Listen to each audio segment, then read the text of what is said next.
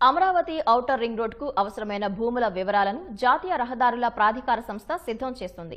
140 మీటర్ల వెడల్పుతో ఓఆర్ఆర్కు అనుమతిస్తూ కేంద్రం నిర్ణయం తీసుకోవడంతో వీటికి ఎన్ని హెక్టార్ల మేరకు భూములు కావాలి, వాటి సేకరణకు ఎన్ని నిధులు వెచ్చించాల్సి ఉంటుందనేది అంచనా వేస్తూ నివేదిక రూపొందిస్తోంది.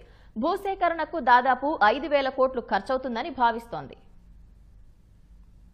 అమరావతి ఓఆర్ఆర్కు ఎన్టీఆర్, కృష్ణా, ఏలూరు, గుంటూరు, పల్నాడు జిల్లాల్లో కలిపి 3,400 హెక్టార్ల మేర ప్రభుత్వ, పట్టా, అసైన్డ్ భూములు, 250 హెక్టార్ల అటవీ భూములు అవసరమవుతాయని జాతీయ రహదారుల ప్రాధికార సంస్థ అధికారులు అంచనా వేశారు. గతంలో 70 మీటర్ల వెడల్పుతో ఓఆర్ఆర్కు అనుమతించినప్పుడు 1,702 హెక్టార్ల భూసేకరణకు 2,665 కోట్లు, 124 హెక్టార్ల అటవీ భూములకు 150 కోట్లు వెచ్చించాల్సి ఉంటుందని భావించారు. ఇప్పుడు భూసేకరణకు మొత్తం 5,000 కోట్లు, అటవీ భూములకు 300 కోట్లు ఖర్చు చేయాల్సి వస్తుందని అంచనా వేస్తున్నారు.